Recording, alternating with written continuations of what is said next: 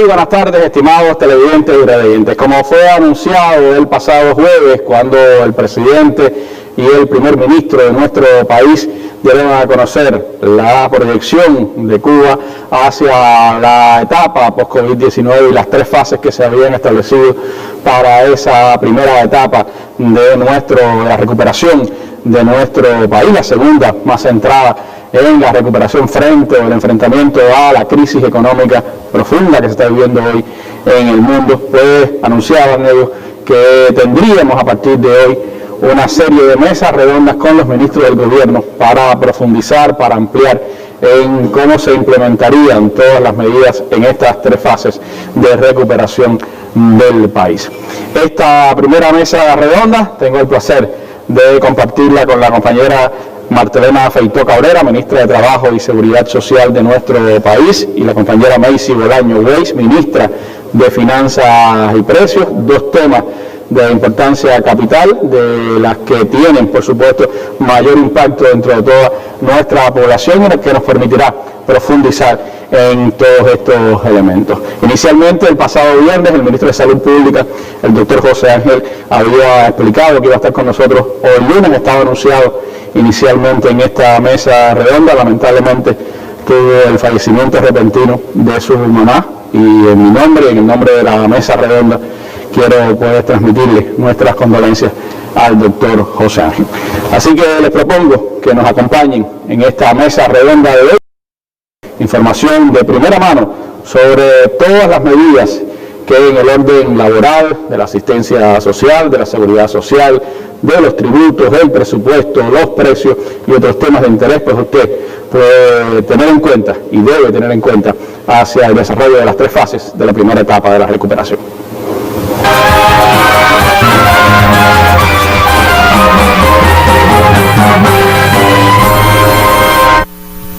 Les propongo, antes de entrar en los importantes temas de nuestro programa de hoy, como es habitual, a nuestra sección La Noticia del Día. El fin de semana y hoy lunes se han continuado viviendo intensas protestas en Estados Unidos contra la discriminación racial después del asesinato de 2 nuevos ciudadanos norteamericanos de raza negra, de piel negra, que fueron asesinados y que se suman al asesinato de George Floyd y muestran el carácter endémico de ese sistema. El racismo es endémico para ese sistema y eso ha generado nuevas reacciones en la sociedad norteamericana.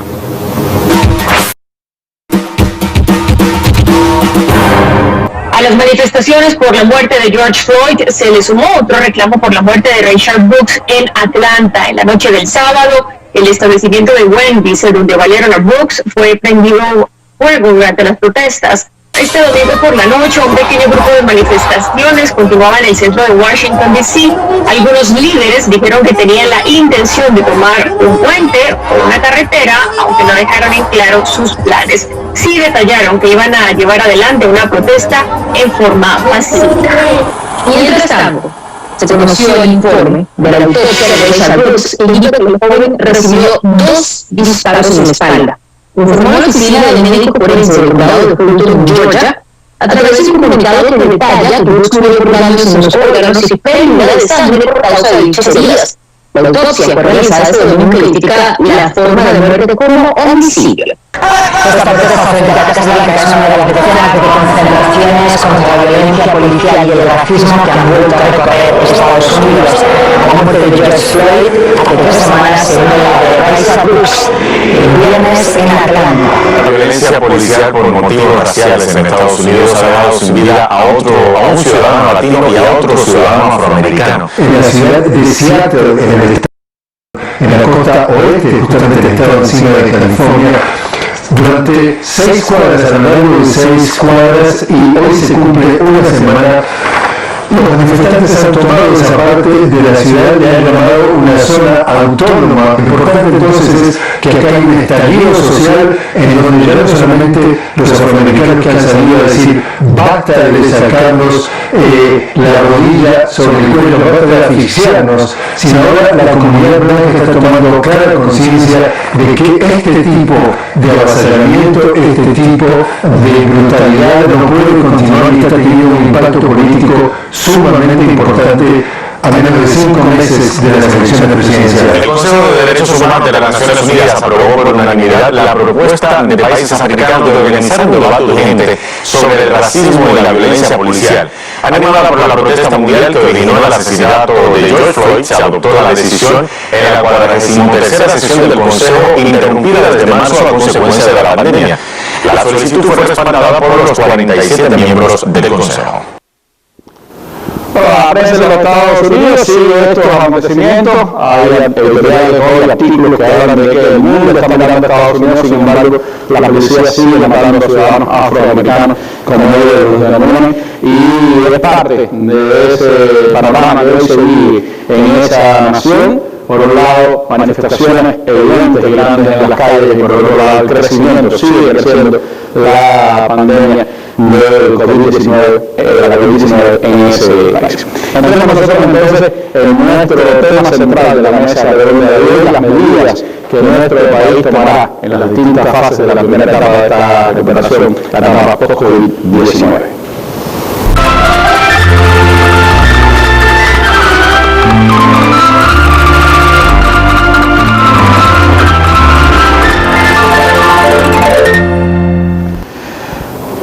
Dentro de todo el plan de enfrentamiento que nuestro país aprobó para la detención de la epidemia o de la pandemia de la COVID-19, una de las más importantes, de las primeras, de las que más impacto tuvieron, todas están relacionadas con el mundo laboral, de la seguridad social, de la asistencia social. En nuestra mesa de hoy, la ministra de Trabajo varias veces ha venido aquí a explicar la implementación de esas medidas del Estado en que se han estado poniendo en práctica.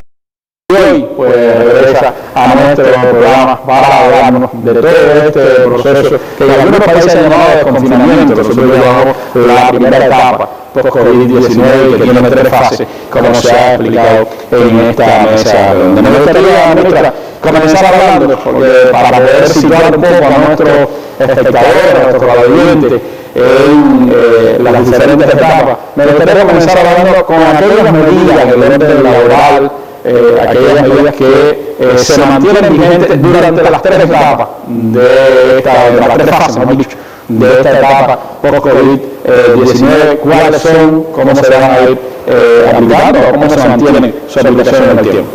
Buenas noches, Dani, buenas noches, ministra, y demás compañeros que nos acompañan en esta mesa. Bueno, hemos dicho de un aspecto fundamental para poder entender este proceso, que se trata de un grupo de medidas agrupadas en 3 fases de una etapa post-COVID. O sea, eso es lo primero que tiene que entender la población, que no cuando se decreta en esa fase, que además son fases a las que se llegan bajo el cumplimiento de determinados indicadores.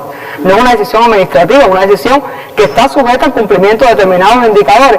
Ya estamos en una etapa diferente. Estamos en una etapa del regreso a la supuesta normalidad que se ha estado hablando y se ha estado dando argumentos. Entonces es importante que la población en primer lugar entienda que no estamos, cuando se empiecen a se decrete la primera fase, estaremos en una etapa diferente. Eso es importante. Y estas medidas que vamos a hablar ahora por su transversalidad son importantes para las administraciones, para los trabajadores y para la población en general, porque atañe prácticamente a toda la población. Comenzaría diciéndote que hay una pregunta que en las redes ha estado de una manera con mucha prevalencia, que es ¿cuándo empiezan a laborar aquellos centros de trabajo que por una causa u otra durante este periodo o han estado cerrados o centros de trabajo que han estado laborando con un grupo reducido de trabajadores físicos con presencia física en la entidad? Bueno, desde que se decrete la primera fase ya se empieza de una manera gradual y organizada la incorporación de todos los trabajadores a los centros de trabajo. En estos momentos todas las administraciones, los organismos, los OASE, las entidades nacionales, los consejos de la administración están preparándose para el inicio de esta primera fase y están creando un grupo de condiciones de manera tal que cuando se decrete el inicio de la primera fase ya se puedan de una manera expedita comenzar la participación de el inicio de la parte laboral, de todo lo que es el trabajo de todas estas entidades. Entonces, durante las 3 fases se van a mantener las siguientes medidas. En primer lugar, hay una premisa que se mantuvo durante este periodo referida a los sistemas de pago. Y es que los sistemas de pago se mantuvieran siempre que las condiciones lo permitieran, porque eso va en favor del ingreso que reciben los trabajadores. Y se tomaron medidas todas que era en favor de los trabajadores. Proteger los ingresos. Tanto los que estaban laborando como los que estaban interruptos en ese sentido. Pues aquí, esta medida de mantener el sistema de pago por resultado, a partir de suprimir la condición referida al crecimiento de las utilidades. Esto se mantiene en las tres fases, y ya cuando no sea posible aplicar este pago por resultados, se iría al salario básico. Aquí también hay una pregunta que sale en las redes y dice, no me están pagando el salario básico, me están pagando el salario escala. Y aquí es importante que también se sepa que hay una diferencia entre el salario escala, que es a partir de un grupo de complejidad, y el salario básico, que es superior porque incluye los pagos adicionales. Una compañera en las redes preguntaba, decía, no me están pagando la maestría, no me están pagando el doctorado, y eso evidentemente son pagos que se deben, forman parte del salario básico, y ese es un error de las administraciones cuando en vez de pagar el salario básico van al salario escala, porque están perjudicando salarialmente a los trabajadores. Eso es importante, lo escuchan las administraciones, lo escucha el sindicato y lo escuchan los trabajadores también. Y hay otra condición también que está referida a que se mantener suprimida esta condición del cumplimiento de las utilidades a aquellas entidades que aplican sistemas de pago por estimulación asociados a determinados indicadores. O sea, durante las tres fases se mantienen esta medida. Ahora hay disposiciones salariales que se mantienen también. Hay un grupo de entidades del sistema empresarial donde actualmente funcionan como centro de aislamiento para vigilancia epidemiológica. En este caso, los trabajadores se mantienen protegidos con el salario promedio para no afectar tampoco el nivel de salarial que tienen los trabajadores, originado por una disminución de la actividad laboral producto de este servicio que están prestando en estos momentos.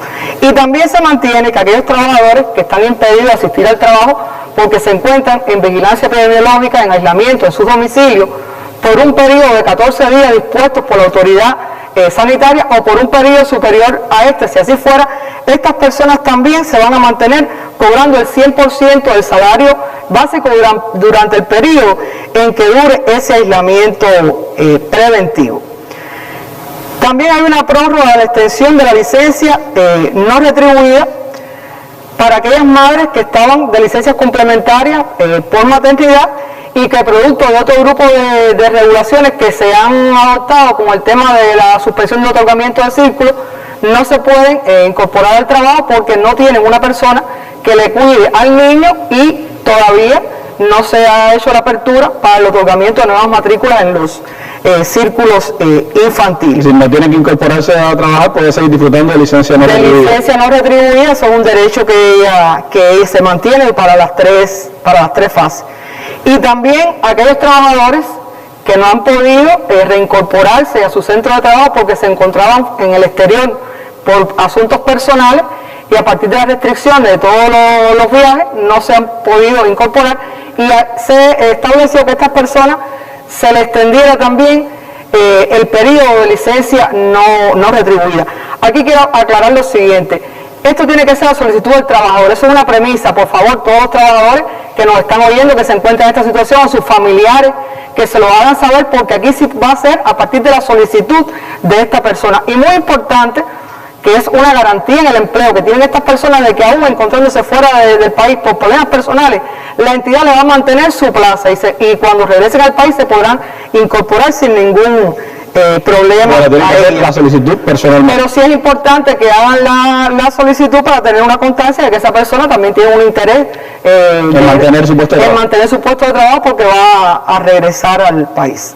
Se mantienen también en las tres fases un pago adicional de 250 pesos que se le había aprobado para aquellos trabajadores que hacen las labores de asistentes integrales de servicios de salud y los operarios de lavandería, que actualmente laboran en 31 hospitales, que se mantiene atendiendo a los pacientes confirmados con la enfermedad o sospechosos de alto riesgo, mientras se mantengan prestando este tipo de servicios en estas condiciones, se le mantiene durante las 3 fases este pago.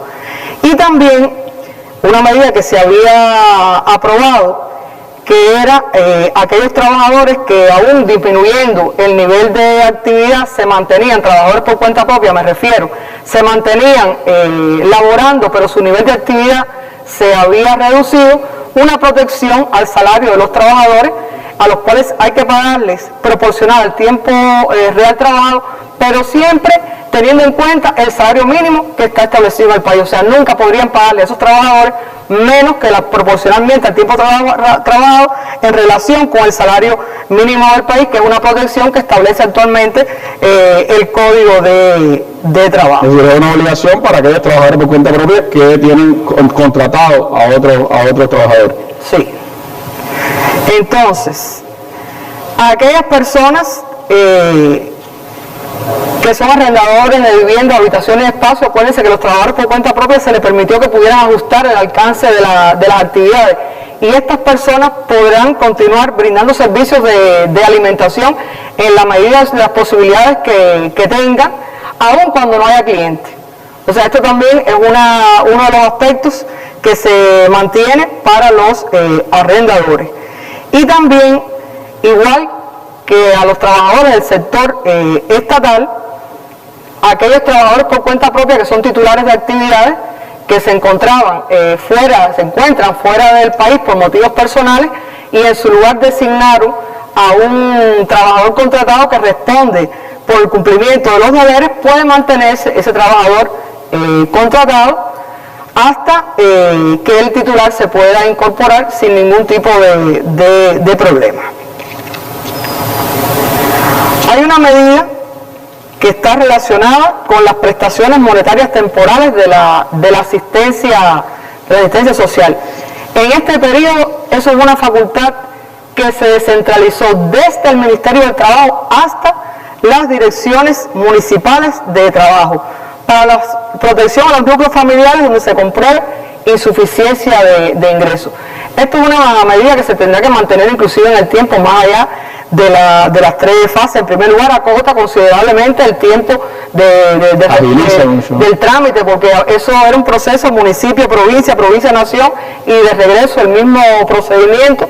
Entonces eso se va a mantener de esa manera, y también acerca mucho la solución a la base, al lugar donde está produciendo el problema, y ahí se conoce más la situación que tiene cada uno de los núcleos y puede darse mejor la solución adecuada a estas personas, un poquito más allá de estar leyendo los papeles, documentos, aún cuando siempre viene sustentado en una muy adecuado con la decisión constitucional de darle cada vez más participación y preponderancia al municipio en la decisión de gobierno, y el tema del trabajo de los trabajadores sociales, que también lo toma muy en cuenta, ¿no? Ajá. Y también en este periodo se va a mantener la atención diferenciada a los núcleos familiares, en particular aquellos núcleos donde hay personas con discapacidad y adultos mayores que viven solos, para ayudarlos, para brindarles la información, para evaluar los problemas, para tramitar la solución de los problemas. Esto es algo que hay que mantener en el tiempo, y yo aquí quiero detenerme en lo siguiente. Es una responsabilidad de las direcciones de trabajo el cumplimiento cabal y según lo establecido de esta atención por los trabajadores sociales. En primer lugar, hay que completar todas las plantillas en los lugares donde no esté todavía cubierta, y hay que preparar a los trabajadores sociales, y el trabajador social tiene que tener un valor que tiene que compartir, que es la alta sensibilidad. Un trabajador social que no tenga alta sensibilidad simplemente no puede ser trabajador social. Y en este periodo de enfrentamiento a la COVID-19 hemos tenido realmente experiencias muy positivas, pero también hemos tenido un grupo de experiencias que son negativas, y personas a las que no se le ha llegado o no se le llegó en el tiempo con la agilidad que se requería. Y nosotros vamos a mantener durante el tiempo esta atención. Inclusive hay que mantener los servicios de mensajería, de acuerdo a la fase, hay que mantener el sistema de atención a la familia, llevándolo a domicilio. O sea, nosotros estamos reorganizando bien este proceso. Aquí el MinSIN tiene una participación muy activa en el tema de los servicios y otras entidades, pero el trabajador social es el centro para coordinar todas esas acciones. Le ruego, ministro, hacer un alto aquí. Estas son las medidas que están presentes en las 3 fases de esta etapa de recuperación post-COVID y, por supuesto, tienen importancia capital, como usted decía, para la administración y para los trabajadores, para la población en general. Pero hay otras que van a variar dentro de cada una de esas fases y de eso estaremos hablando en breve acá en nuestra mesa redonda.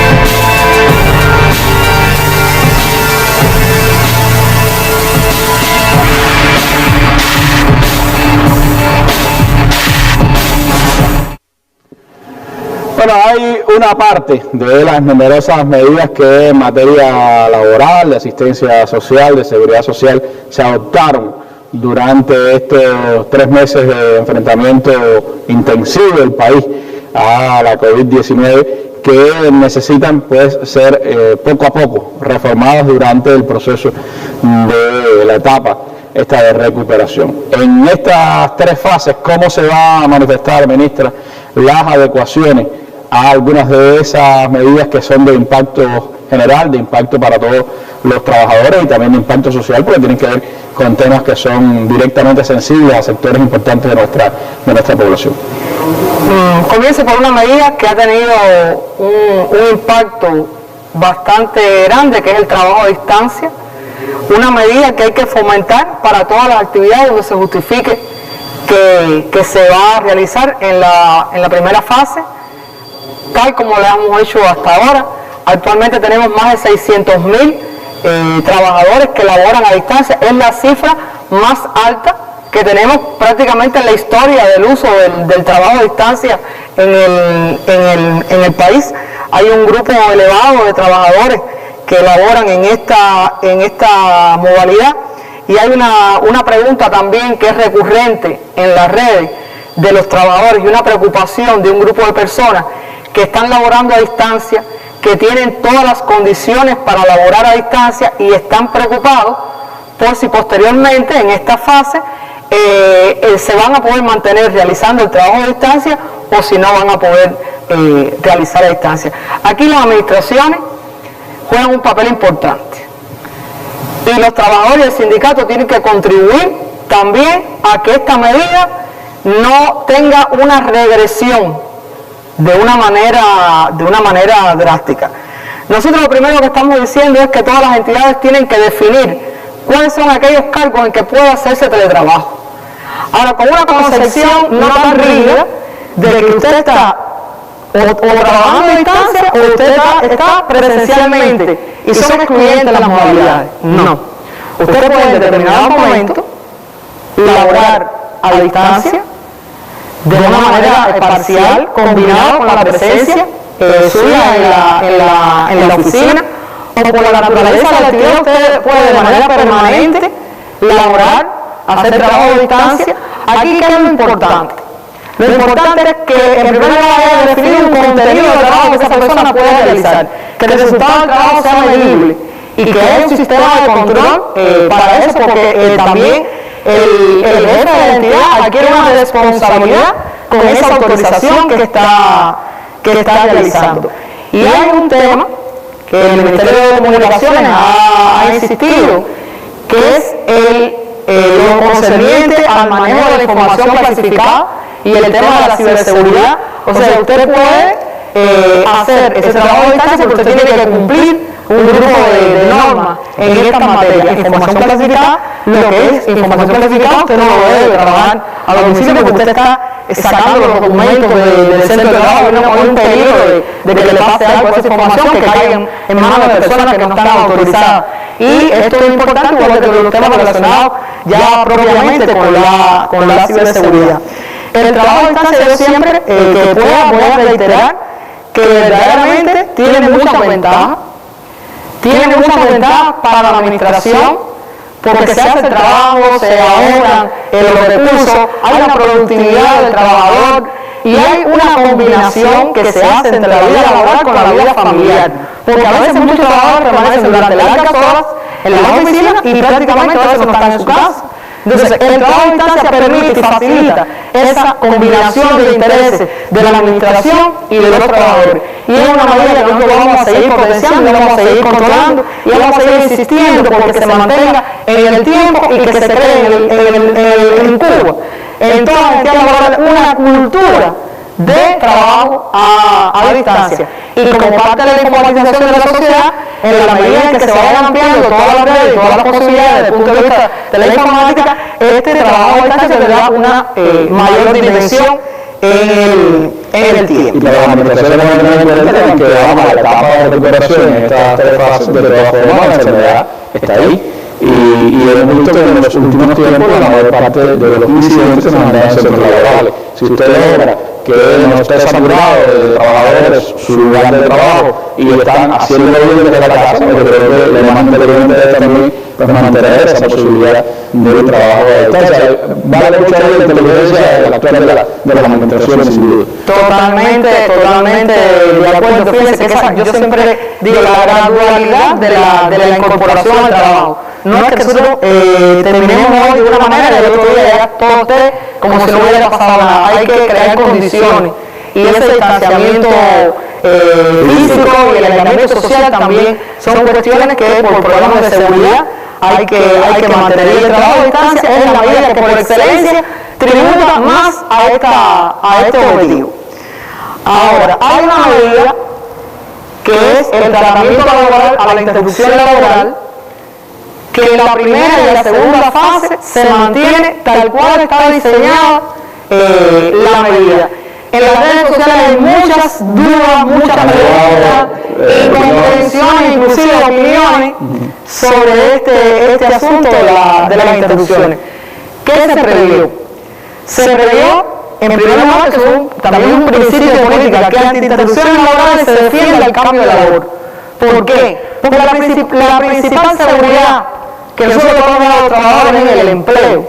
Por tanto, el empleo es todo. El empleo es una cuestión muy importante en este momento, más que una garantía salarial. Entonces, aquí se habló de que se defendiera ese cambio de labor hacia otras actividades que las entidades pudieran requerir, otras entidades del territorio pudieran requerir, inclusive por intereses del Consejo de Defensa que estábamos activados en este momento, sobre todo la producción de alimentos, o sea, se priorizara aquellas actividades donde era posible reubicar a esos trabajadores. Tanto dentro de la entidad, en un cargo, podría ser un cargo, y una cosa novedosa que se incluyó en esta etapa, que podía estar o no ocupando una plaza. Si usted tenía, iba directamente y ocupaba un cargo, usted cobra por el salario de ese cargo que usted va a ocupar. Y se lo paga a esa entidad. Y se lo paga la entidad, que también es otra pregunta que se hace. Bueno, ¿y quién paga? Paga la entidad. La entidad que usted está utilizando a ese trabajador tiene que pagar. Si está trabajando de turno, está en centro de aislamiento trabajando, le debe pagar salud pública. Salud pública lo tiene que pagar. Y también usted puede estar en otra actividad sin plaza porque era necesario. y entonces a lo mejor en un propósito que es necesario, la cantidad de personas que habitualmente trabajaban ahí, uno a otro, se ampliaron los canteros, se amplió la producción, necesitaban más trabajadores, y aquí estamos hablando más allá de plantilla. Fíjense que cambio, que flexibilidad en función de que hubiera trabajo, de que hubiera producción y que no se afectara a ese trabajador. Y ya cuando ese trabajador no aceptaba la reubicación que le ofrecía el trabajador, y aquí es importante, no acepta de una forma justificada. No estamos hablando de que usted le diga, bueno, un trabajador que está enfermo, que tiene alguna patología, y entonces le dice, usted va a trabajar, está enfermo de la columna, por decirlo de alguna manera, usted va a trabajar ahora en la construcción, estivando. No estamos hablando de eso. No estamos hablando de que yo ofrezco una plaza que es la agricultura, pero no hay transporte para llevarte. No estamos hablando de que verdaderamente fuera una reubicación objetiva.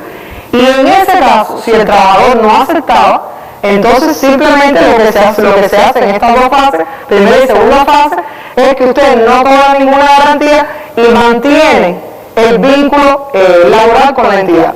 También se hizo pensando que muchos trabajadores, algunos decían, me quiero quedar en mi casa porque tengo una necesidad de estar, aunque esté mi esposa ahí, aunque esté, bueno, quiero apoyar en el cuidado, estaban temerosos de la enfermedad, y entonces se tuvo esa consideración. Ahora, ya en la tercera fase, se retoma, fíjense, aquí es importante porque decía la ministra de Trabajo, tiene una resolución que establece una cosa y que en la mesa se había formado, la mesa de había un cambio.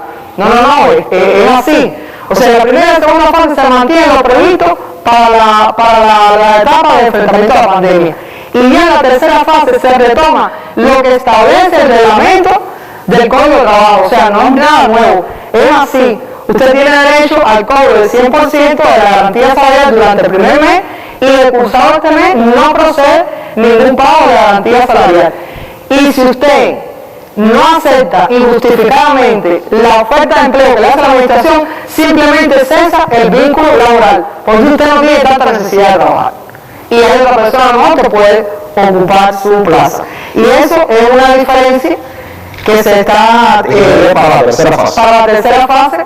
Se retoma, en síntesis y en resumen, se retoma lo que establece actualmente el reglamento del Código de Trabajo. Ahora, desde el punto de vista del tratamiento, hoy todos los trabajadores que están interruptos están cobrando la garantía salarial del 60%. Esa garantía, ese pago, esa garantía salarial se va a mantener en la primera y la segunda fase. Y ya en la tercera fase, ya esa garantía salarial no se va a aplicar y se retoma, como expliqué anteriormente, lo que establece el reglamento de la ley. También se mantiene en la primera y la segunda fase que aquella madre, padre o tutor que se encontraban al cuidado de los menores, porque estaban suspendidas las clases en la educación primaria y en la educación especial, se les mantenía el primer mes el 100% y posteriormente el 60%. Esta es una medida que se va a mantener en la primera y la segunda fase, y ya cuando se reinicien las actividades docentes, ya esta medida va a quedar sin efecto. Y muy parecido y relacionado con esta medida, también en las redes sociales hay una pregunta que es aquellos trabajadores adultos mayores y que padecen de determinadas patologías que lo hacen vulnerables ante la enfermedad, si se mantiene esa garantía salarial o no. En este periodo ha habido a veces un uso indiscriminado de esa medida.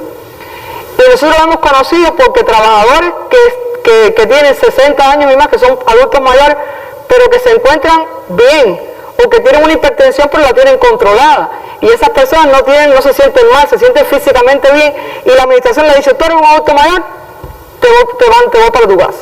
Entonces realmente esa no es la medida, es una medida preventiva de aislamiento, una protección para estas personas. Y entonces aquí no se trata de la edad de las personas. ¿De qué estamos hablando? En esta fase que la administración, de manera causal, así, de manera puntual, trabajador por trabajador, evalúa la situación, y si realmente todavía mantiene condiciones de vulnerabilidad, es preferible que se mantenga en aislamiento, pero eso va a ser una facultad discrecional que tiene la administración. No es realmente una medida que corresponda aplicar a todos por igual. Hay que hacer un análisis casuístico de cada uno de estos aspectos. Sí, realmente no depende que hay territorios que hace casi un mes que no tienen presencia de la enfermedad, claro, incluso, y pueden incorporarse, claro, los trabajadores que no tengan como habilidades muy evidentes, ¿no? Eso puede ser una... Hay otra medida que está dirigida a los trabajadores por cuenta propia, que era previa solicitud del interesado, se suspendía la actividad en aquellos casos que entendían que por los ingresos que iban a tener no le iba a ser rentable mantener funcionando la actividad. Esto se va a mantener en la primera fase, y ya en la segunda fase va a ser una autorización, pero con carácter excepcional. O sea, ya no va a ser de oficio así para todas las actividades, sino para un grupo de actividades que se deben mantener cerradas por un periodo superior, porque no le va a ser posible abrir la actividad. Hay preocupaciones, por ejemplo, de los arrendadores, que no le coincide la etapa de apertura del turismo internacional con el inicio de la fase, que eso va a ser más adelante. En la segunda fase va a estar en Los Cayos, y en la tercera fase es que van a poder con determinadas restricciones estar. Entonces, esta es una de las actividades que se ha valorado que pudiera ser beneficiaria de esta medida. Tercera fase. Póngase, por ejemplo, los arrendadores de viñales, que básicamente cae el turismo internacional, los arrendadores de Trinidad, que tienen un componente muy fuerte de arrendamiento del turismo internacional. Esta es de las actividades que verdaderamente hay que valorar de una manera lógica, de una manera real, y ellos también podrán mantenerse con la actividad suspendida sin necesidad de causar baja de la actividad y volver a hacer otro trámite de inscripción. Y aquí hay muchas preguntas ya de actividades específicas. Hay un repasador que me pregunta, bueno, yo soy repasador, ¿puedo reaperturar mi actividad? Bueno, sí, desde la primera fase, cumpliendo todas las medidas de distanciamiento físico que se han establecido. Igual preguntan de las actividades de los gimnasios, de los bares, de las piscinas, y igual se van a abrir desde la primera fase. Esto lo que va a tener es limitaciones por capacidad. No me voy a detener mucho en esto porque posteriormente la ministra del MinSIN y el ministro del MINTUR van a hablar específicamente.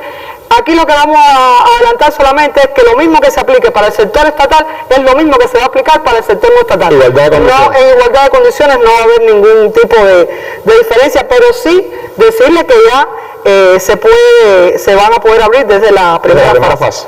También preguntan para la actividad asistente para la atención educativa y el cuidado de los niños. También hacen esa pregunta, claro que sí.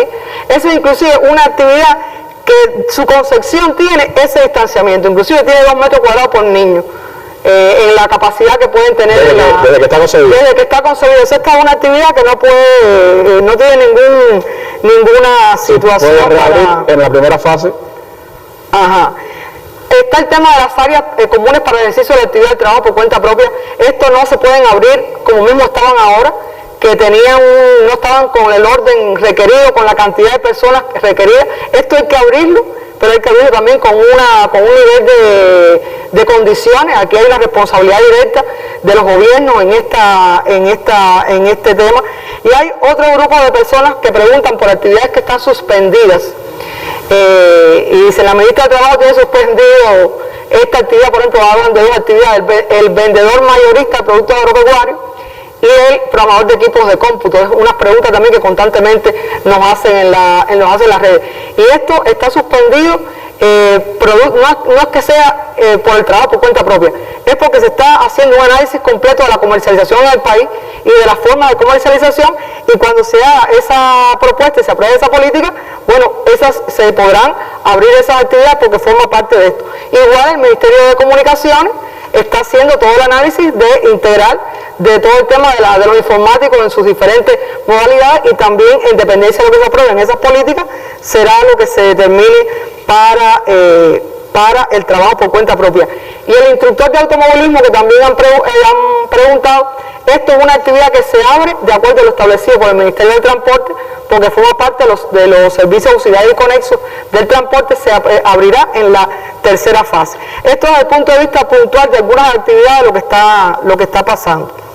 Y en el tema de las nuevas autorizaciones para el trabajo por cuenta propia, ahí se va a mantener durante la primera fase suspendidos los trámites y se abren a partir de la segunda fase. En términos de seguridad y asistencia social, ratificar la prórroga de 6 meses de vigencia de aquellas prestaciones con carácter excepcional fueron concedidas a tenor de la disposición especial quinta de la Ley de Seguridad Social, que son jubilaciones anticipadas, que una vez al año se revisa si las condiciones que originaron el otorgamiento de esa pensión se mantienen para hacer una prórroga. Realmente no era el momento de estar revisando todas esas prestaciones y eso se mantiene prorrogado durante la primera fase y ya en la segunda fase se retoma todo ese proceso de revisión. Igual, bajo el mismo principio, las prestaciones monetarias de la asistencia social, que anualmente se revisan para ver si las causas que las originaron se mantienen. En la primera fase están igual, se mantienen prorrogadas y ya en la segunda fase se retoma la medida como era anteriormente. Las filiales del Instituto Nacional de Seguridad Social han estado laborando a tiempo parcial en determinados días de la semana y a los efectos de la entrega de, los trámites de pensiones por fallecimiento del trabajador en favor de los familiares con derechos o aquellos pensionados que se les ha extraviado el cupón, que no pueden esperar a que se abran. Esas personas han mantenido, esos trámites se han mantenido realizándose y ya en la segunda y la tercera fase ya se van a abrir todos los trámites. También se mantiene, en correspondencia con lo anterior, donde solo se hacen los trámites de pensión por muerte y extravío, las pensiones por edad e invalidez se mantienen suspendidas, el otorgamiento de los trámites en la primera fase y en la segunda y la tercera ya se toma como era anteriormente, o sea, se abre, pero aquí se abre de una manera organizada, de manera tal que en las filiales del INAS no haya colas, no hay aglomeraciones. Están haciendo, ya hay provincias que tienen hechos los estudios, que se han reunido con todas las entidades y han visto qué cantidad de personas ya accedieron al derecho de jubilación, de manera tal de organizar, dar los turnos, hacer una secuencia escalonada de la presentación de esas entidades a la dirección, a la filial del INAS, del Instituto Nacional de Seguridad Social, y que no estén esas aglomeraciones y eso. Hacerlo más organizado. O sea, se retoma a una normalidad mejor. De lo que una nueva normalidad, que es como se llama. La nueva normalidad que se ha llamado, yo creo que sí, que hay que retomar a la nueva normalidad. También se mantiene el pago del subsidio a un grupo de trabajadores que se encuentran enfermos y que la Comisión de Peritaje Médico Laboral no ha podido evaluarlo porque se encuentra, este es uno de los servicios de salud que se encuentran suspendidos, e incluso había algunos que ya siendo evaluados tenían un término de vigencia por el cual debían ser analizados nuevamente por esta Comisión de Peritaje Médico Laboral. Durante la primera fase todavía se extiende ese pago del subsidio. Esto requiere la presentación de certificado médico que le avala la enfermedad. Eso los trabajadores que están en estas condiciones lo saben también muy bien y las administraciones igual. Y ya a partir de la segunda fase, cuando empiecen a funcionar las comisiones de peritaje médico laboral, se restablece todo este proceso y ya se determina en consecuencia si procede la invalidez parcial, la invalidez total o si el trabajador ya está apto físicamente. En la primera fase todavía se mantiene suspendido aquellos procesos laborales de inconformidad que se tramitan, se dirimen por los órganos de justicia laboral en las entidades. Y aquí quiero hacer una acotación. El tribunal ha estado recibiendo casos penales y otro grupo de casos de carácter laboral que cuando se modifica el estatus laboral de las personas que se quedan, por ejemplo, a pedirle que haga una separación definitiva de la entidad. En el periodo de enfrentamiento a la pandemia, como había centros laborales que estaban cerrados, había otros que trabajaban con un nivel mínimo de actividad, no tenía sentido que se mantuvieran recibiendo estos procesos para dirimir estos conflictos porque no estaba completo el órgano, que es un requisito para que ellos puedan funcionar. Pero en los lugares, por ejemplo, que está trabajando a tiempo completo, el órgano podía actuar si se requería. No había que esperar porque no condicionaba una cosa con la otra. Fue una protección que se dio, una medida que se tomó para no obligar a que las personas tuvieran que ir al centro de trabajo solamente para dirimir un conflicto que verdaderamente no era importante en ese momento que se revisara, aunque todos los conflictos son importantes. Y ya a partir de la segunda y la tercera fase, ya sí se reanuda a tiempo completo el funcionamiento de los órganos. Digo esto porque, y explico esto que acabo de decir, porque recibí una preocupación de la provincia de Santi Espíritu ante una reclamación que no se quería aceptar por el órgano por el supuesto de que estaba suspendido. No, si el órgano está completo, si el centro de trabajo está funcionando, hay entonces que dirigir rápidamente este conflicto y de ahí puede ir inclusive para el tribunal. Aquí se retoma el funcionamiento de las filiales, que bueno, la primera fase se mantiene tal cual habíamos dicho, en determinados días a la semana, y las filiales de la Oficina Nacional de Inspección del Trabajo, que no han estado trabajando a tiempo completo, pero sí los inspectores han estado laborando y han estado comprobando en los centros de trabajo, previa coordinación con los presidentes de los consejos de prensa provincial, las entidades que se requirieron y se seleccionaban para revisar el cumplimiento de estas disposiciones. Y ya la segunda y la tercera fase empiezan a funcionar ambas sin ningún problema. En la primera fase igual, la actividad que se ejerce de forma ambulatoria puede mantenerse realizándose en el domicilio, también forma parte todavía del distanciamiento que se requiere en este aislamiento social. Para esto no se requiere ninguna autorización, simplemente se pueden hacer, y a partir de la segunda fase, por la propia naturaleza de la actividad, va nuevamente a permitirse que se ejerza de manera ambulatoria, cumpliendo todo lo establecido por el Ministerio de Salud Pública en los casos que lleven licencia sanitaria. Y ya en la tercera fase, los servicios gastronómicos de todas tipologías también van a funcionar, manteniendo y garantizando la distancia entre las personas. ¿Qué pone el límite? La capacidad local. En dependencia de la capacidad local, se da la cantidad de personas que pueden establecer. De todas formas, la ministra de Comercio Interior va en la tercera fase, va a referirse en detalle a este tema. Y aquí finalmente comentar un grupo de medidas que son medidas sociales, no son directamente relacionadas con el Ministerio del Trabajo, pero por ser una medida de carácter social, nos corresponde a nosotros informarla. Por las instituciones religiosas podrán iniciar gradualmente los servicios, garantizando el distanciamiento entre las personas y otras medidas que hay que mantener, sobre todo aquellas de carácter sanitario.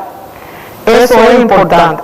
Con el inicio del transporte, se van a restablecer las visitas a los establecimientos penitenciarios, y ya en la segunda fase se va con el ingreso de personas se va a abrir completamente, normalizándose en la segunda fase, a partir de la segunda fase.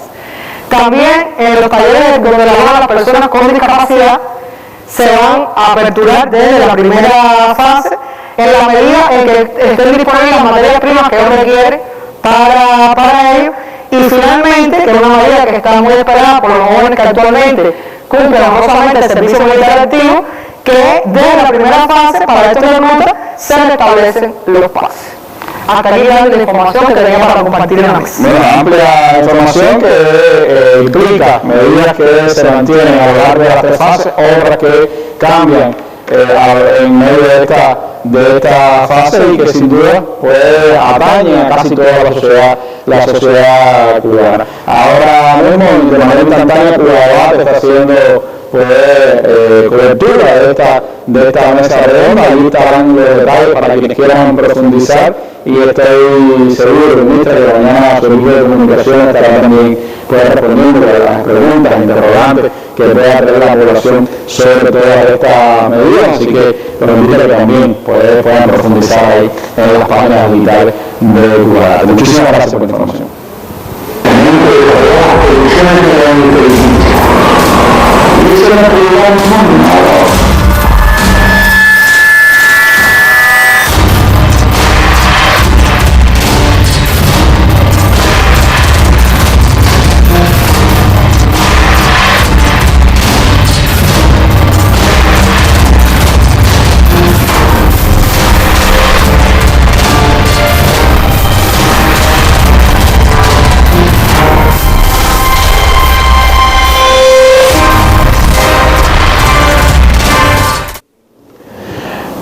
Y por supuesto, todas estas medidas tienen, como se ha dicho, mucho que ver con el estado sanitario. Cada fase se va anunciando en la misma medida en que las condiciones epidemiológicas del país así lo aconsejen. Las decisiones de salud serán transversales para todas estas definiciones, y de eso tendremos en algún momento información acá también en nuestra mesa de organización, como se ha estado informando por nuestros medios de comunicación. O sea, también hoy en la mañana el doctor Durán sigue siendo difícil para el mundo, especialmente para nuestra región, el epicentro hoy de esta pandemia. Las informaciones en este mismo minuto de los contadores internacionales de las universidades, de los medios que están siguiendo esta pandemia, están señalando que ya se contabilizan en el mundo más de 7.942.500 personas con la COVID-19, han padecido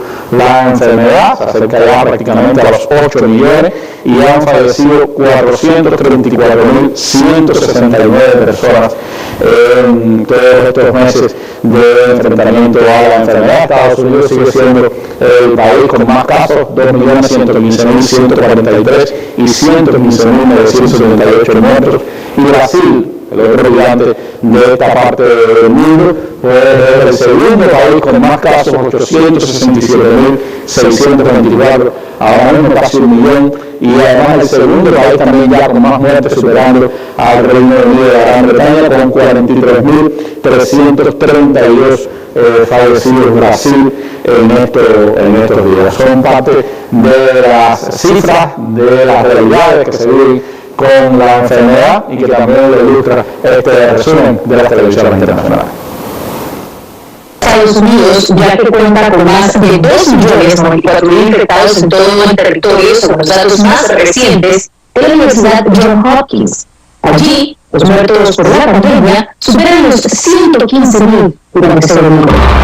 Brasil, ya que es el país más golpeado por la pandemia en América Latina, reportó 17.110 nuevos casos de COVID-19 solo en 24 horas. El Ministerio de Salud también confirmó que otras 612 personas fallecieron por el coronavirus en un solo día. Pese a la gravedad de esta situación, en la capital de aquella región salieron a las calles para expresarse en contra del racismo y de la gestión de Jair Bolsonaro de la pandemia. Por otra parte, los simpatizantes del mandatario también organizaron una marcha y lanzaron fuegos artificiales contra el Tribunal Supremo Federal. El caso está siendo investigado por la Procuraduría General. Este lunes reabren sus controles de fronteras interiores tanto Francia como Alemania como Grecia. Por el momento no podríamos viajar a ninguno de estos estados porque está aún vigente el estado de alarma en el país, pero también por los criterios de reciprocidad. Eso es, hasta que España no permita la entrada, por ejemplo, de turistas franceses, Francia se espera que tampoco deje entrar a turistas españoles en su país. Mientras algunos países relajan sus medidas, la ciudad de Beijing en China hace lo contrario debido al temor de un nuevo brote de COVID-19.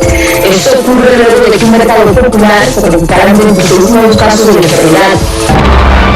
2 meses después de que colapsaran los hospitales y las funerarias en Guayaquil, decenas de familias buscan a sus fallecidos. Es el caso de Flavio, que no encuentra a su padre. Murió el 1 de abril. Entre la muerte y alrededor de 200 cuerpos nunca continuaron. Soraya guarda en el salón de la casa el féretro de su madre. El cuerpo se perdió entre los cientos de cadáveres almacenados en contenedores durante la crisis sanitaria. El presidente Andrés Manuel López Obrador remarcó en su discurso que el país ya pasó el momento más grave de la pandemia. Durante sus declaraciones incluso llamó a retomar la libertad, pero eso sí, manteniendo pues las medidas de higiene. Los casos positivos son de 18.459 y 611 fallecimientos, pero hay una situación de incredulidad respecto de la situación real que vive Bolivia. El gobierno ha optado más por recibir donaciones para realizar las pruebas o test, de modo que esto de los test o pruebas no es una prioridad para el gobierno de facto. Pero es parte de lo que está ocurriendo ahora mismo en el mundo y especialmente en América Latina, situación dispar, por supuesto, a la que presenta Cuba, que ha tenido un enfrentamiento ordenado, eficiente, sistemático a esta enfermedad, ha puesto en función todas las fuerzas de la sociedad y ha posibilitado pues seguir mostrando indicadores favorables en estas circunstancias. Hoy el Ministerio de Salud Pública daba a conocer que en la jornada de ayer se hicieron 2.486 pruebas a la COVID-19, una de las cifras más altas en todo este enfrentamiento a la enfermedad, y eso arrojó pues que dieron positivos 14 nuevos casos a la COVID-19. Afortunadamente no hubo ningún fallecido en el día de ayer y se dieron 17 altas médicas, más altas médicas que nuevos casos positivos. De los 2.262 pacientes que a lo largo de estos meses se han diagnosticado en Cuba con la enfermedad, se mantienen ingresados confirmados en este minuto 211, de ellos 206 representan una evolución clínica estable, hay un paciente en estado crítico y 4 pacientes en estado grave. Se acumulan 84 fallecidos, ninguno en el día como dijimos, 2 evacuados y 1.965 pacientes ya recuperados, 87% de los que han tenido la enfermedad en el país. De ese panorama que hemos enfrentado durante estos ya más de 3 meses de atención directa a la enfermedad en el país desde que se reportaron los primeros casos el pasado 11 de marzo y que ha dejado sin duda huellas evidentes en toda nuestra sociedad. Huellas que también son recogidas a manera de testimonio por el Instituto Cubano del Arte y la Industria Cinematográfica, el ICAI, que ha tenido una participación activa durante todos estos meses, llevando el arte del cine, del documental, también a registrar los hechos de esta pandemia. Estrenamos en esta mesa redonda Rostros en Pandemia, una serie documental, cortos documentales del ICAI, que estarán puestos en la web desde hoy, se estrenan en YouTube y que además pues son parte de ese testimonio de lo que ha sido la pandemia para nuestro país. Joel del Río, colega de Juventud Rebelde, quien tuvo que enfrentar la enfermedad de cerca, es el testimoniante en este primer capítulo de la serie.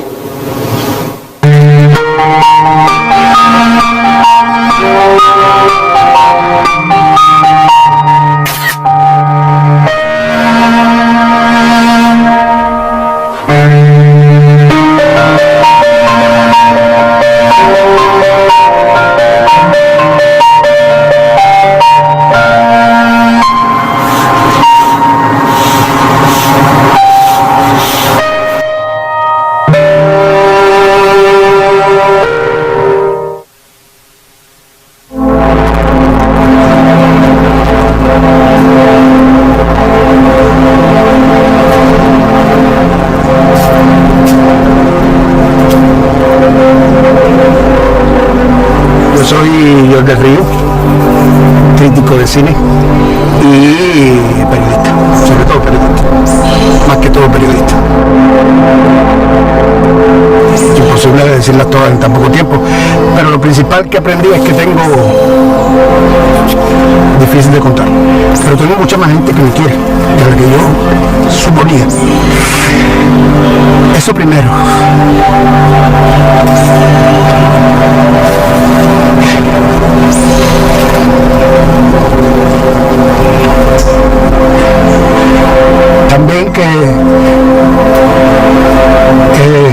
difícil cuando uno ve en riesgo a su familia, a tu compañero de trabajo. Es complicado, nunca había hablado de esto todo. Además estás en un hospital donde ves todos los días entrar un carro que parquea por un lugar y se lleva a alguien. Mi familia no pudo ver más. Entonces uno aprende que estás de paso. Si no lo sabía ya, aprendes que estás de paso y que el tiempo es invaluable. Estés trancado dentro de tu casa, estés en la calle, estés en lo que sea, que el tiempo tiene un valor extraordinario y que tienes que aprovecharlo. Todo esto puede sonar a retórica de persona que estuvo enferma, y para todo el que no estuvo puede sonar exagerado tal vez, pero no puedo decir otra cosa, es lo que aprendí. Que es lo más importante, lo que vivir con otro sentido de las cosas, vivir aprovechando el tiempo, sabiendo que ese tiempo que tienes es finito y que de pronto se puede ir un día y que se te quedaron 1000 cosas que decir, 1000 cosas que hacer. No quiere decir que por estar enfermo no se vuelva mejor, pero sí te vuelves más consciente de tu propia existencia y de lo que significa perderla. No en el sentido de la muerte, sino en a todo lo que dedicamos tiempo que no debiéramos dedicárselo, la verdad. Son cosas que no son importantes. A veces uno entra en un muro de Facebook y uno ve tanto odio, con cualquier red social, tanta incomprensión, tanto deseo de que todo el mundo piense de la misma manera. Y habría que entenderlo, ¿no? Que cada quien es distinto, no tienes que ser mi enemigo porque seas distinto a mí. Aprender a escuchar, yo escucho mejor que antes. Siempre fui un buen oidor, pero ahora soy mejor todavía. Suena también al lugar común. Las grandes cosas siempre tienen sabor al lugar común, a cosas muy sabidas que te repiten de nuevo. Aprendí a eso, que uno es como el junco, que se dobla, pero siempre sigue en pie.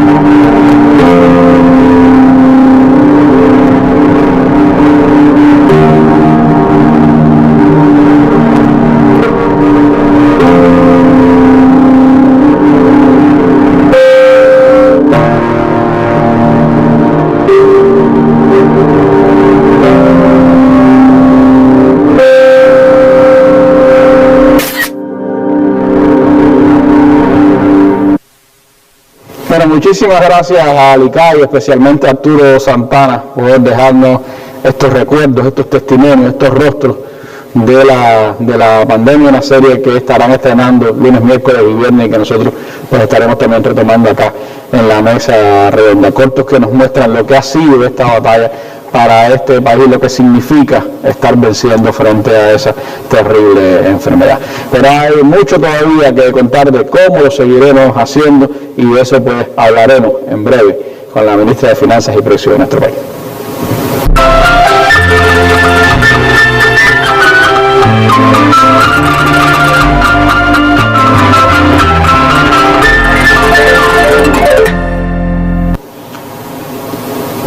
Bueno, junto con las medidas laborales que se adoptaron a lo largo de estos meses, sin duda la relación de ellas con los temas tributarios, financieros, presupuestarios, han hecho evidente la presencia conjunta de estas dos ministras en nuestra mesa redonda, como lo hicieron cuando se presentaron estas medidas a finales de marzo, principios de abril. Hoy pues nos acercaremos también a las decisiones que en el ámbito financiero, tributario, presupuestario, de precios, se han preparado, se han previsto para las 3 fases de la etapa de recuperación post-COVID. Me gustaría, ministra Macy, comenzar, igual que hicimos con la ministra de Trabajo, hablando de aquellas medidas que son generales y que se mantienen en las 3 fases de la etapa de recuperación post-COVID-19. Sí, bueno, Randy, buenas noches para ti, reiterar para nuestra colega, la compañera ministra del Trabajo y Seguridad Social, para todos los televidentes y radiovidentes. Efectivamente, un poco para el mejor entendimiento, Yo creo que fue lo que empecemos por las medidas generales y sobre todo aquellas medidas de carácter financiero, tributario, presupuestario, que se van a mantener en igualdad de condiciones tanto en la primera, segunda como tercera fase de esta primera etapa que, como bien se ha explicado, es una etapa de recuperación y, como reiteraba la compañera ministra de Trabajo, al ser una etapa de recuperación, pues nos lleva a un rompimiento en la adecuación de un grupo de medidas para transitar precisamente hacia la normalidad en un grupo importante de sectores y esferas de nuestro país, y donde el sector financiero, el sector tributario y sobre todo las medidas presupuestarias pues también van, algunas de ellas ajustándose y adecuándose al tránsito hacia esa normalidad cuyas pautas, por supuesto, la van a marcar las tres fases que han sido explicadas. Pero siempre va a haber medidas de carácter general. Yo quiero reiterar algo porque creemos que es importante, y tú lo explicabas, y el primer ministro también, y nuestro presidente.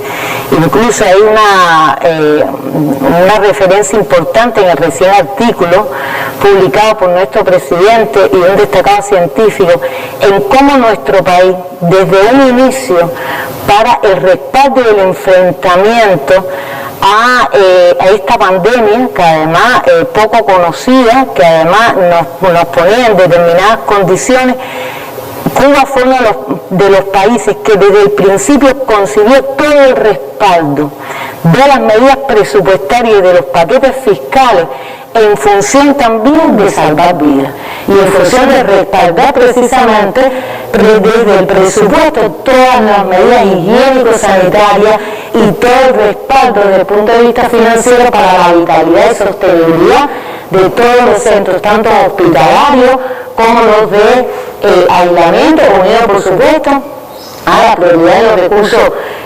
materiales, y en torno a ello entonces la garantía de las medidas financieras y que en el orden tributario también eran necesarios adoptar desde un inicio para proteger a nuestras empresas, para proteger a los diferentes actores de la economía, incluyendo los modelos de gestión estatal. Es decir, es la protección del trabajador, pero también es la protección, es el respaldo y el acompañamiento a los actores económicos, algunos de ellos con afectaciones en sus niveles de actividad durante esta etapa y otros en los que realmente pues incrementaron sus niveles de actividad pero con determinadas adecuaciones. Y precisamente vamos a estar hablando entonces qué pasa con esas medidas de carácter financiero, presupuestario, algunas con impacto desde la actividad económica y por supuesto otros con impacto de la población.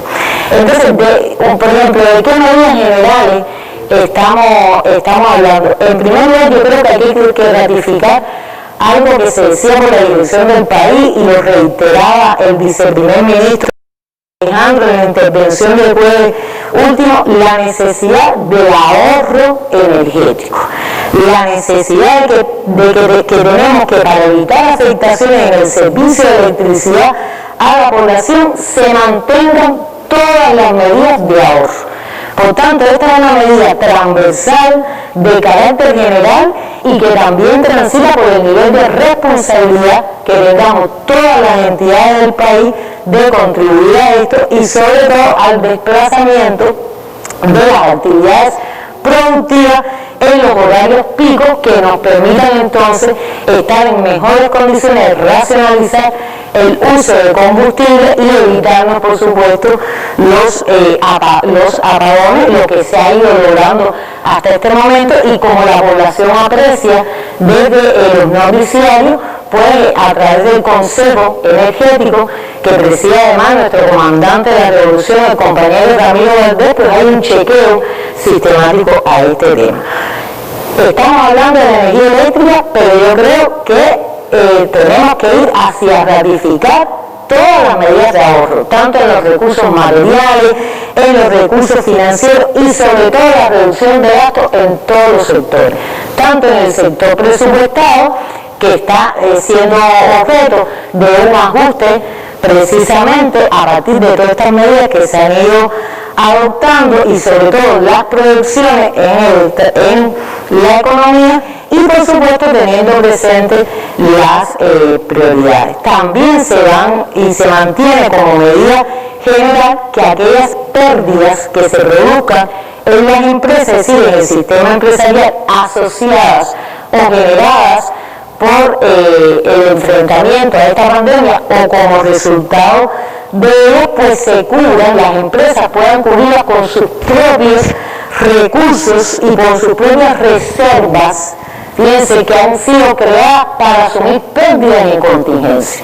Las empresas tienen creada una reserva que la utilizan en circunstancias, por supuesto, de desastre, de estas epidemias. Y cuando esto no puede cubrir la totalidad de esa pérdida, pues entonces solicitan al Ministerio de Finanzas la evaluación de su financiación.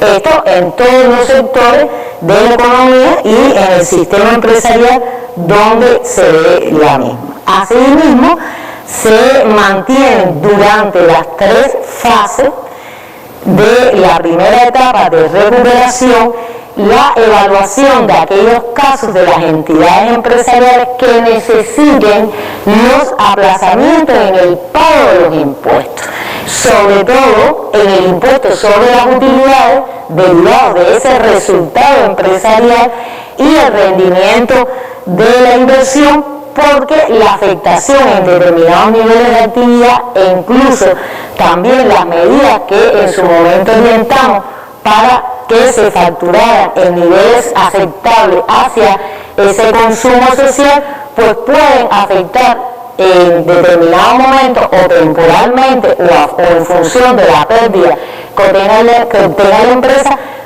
la liquidez necesaria para enfrentar entonces el pago de las obligaciones tributarias. Entonces, ante estos escenarios, pues se van a mantener la evaluación y pueden solicitar las empresas el aplazamiento puntual tanto de las obligaciones relacionadas con las utilidades empresariales como incluso otras facilidades de pago en otros tributos que no necesariamente tienen que ser las utilidades.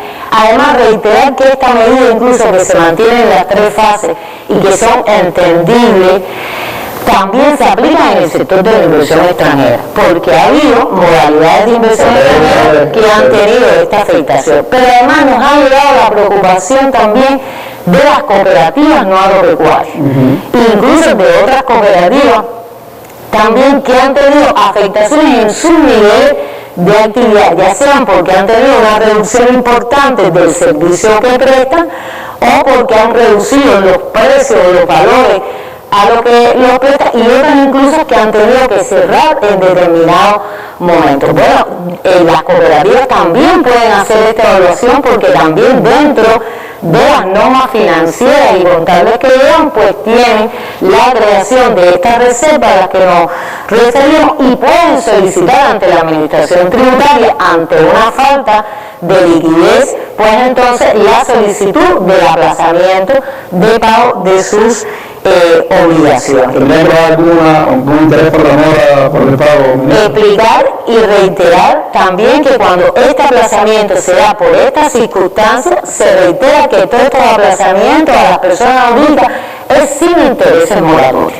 Por tanto, estaríamos hablando de un aplazamiento que tiene, por supuesto, una gradualidad, y por ser puntual y por ser la causa que origina precisamente esta medida del COVID, no van a estar sujetos a intereses moratorios. Así también se va a mantener la bonificación en el pago a cuenta del impuesto sobre utilidad. Acuérdense que este impuesto sobre utilidad es el impuesto clásico que pagan nuestras empresas, aunque pagan otros tributos, porque precisamente es el que se deriva del resultado.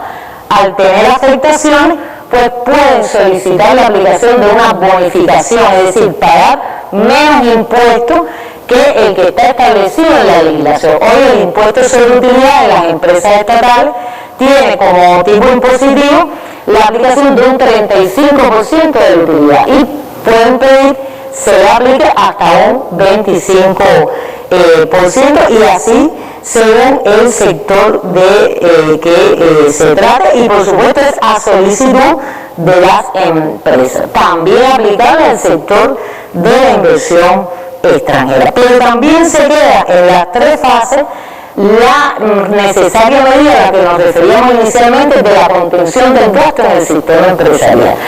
Ante esta afectación en un grupo de sectores, sobre todo productivos, de determinado nivel de actividad, siempre hemos reiterado aquí en las mesas, bueno, no podemos mantener el mismo gasto fijo. No solo presupuestario, sino también exactamente, el empresarial, si tiene menos nivel de actividad, produce menos o presta menos servicios, se supone que tienes que entrar a reducir determinados gastos, y sobre todo aquellos gastos que están asociados a ese nivel de actividad que se está afectando. Así también se va a mantener en las terceras etapas en que los gastos que incurran determinadas empresas o sociedades mercantiles de capital 100% cubano por un grupo de tareas que han sido asignadas para enfrentar esta epidemia, tienen que hacer determinadas tareas en las que tienen que incurrir en gastos, porque son tareas que las serán sido asignadas por los consejos de defensa, ya sea a nivel provincial o a nivel municipal, pues entonces estas empresas van a estar siendo resarcidas de estos gastos en función de esas tareas vinculadas al enfrentamiento de la COVID. ¿Y cómo pueden reflejar eso? Cumpliendo con una medida que se va a mantener también en las 3 fases, y que nosotros hemos sido enfáticos en eso, y es en mantener el registro y control de los gastos derivados de las medidas para enfrentar esta epidemia. Medidas de gasto y registro diferenciado que no solo lleva el sector empresarial, también el sector presupuestado, porque como estamos ante una situación excepcional, novedosa, donde el presupuesto como expresión financiera de la voluntad del país de enfrentar y salir victorioso de esta epidemia, también tiene que contabilizar los costos de la misma.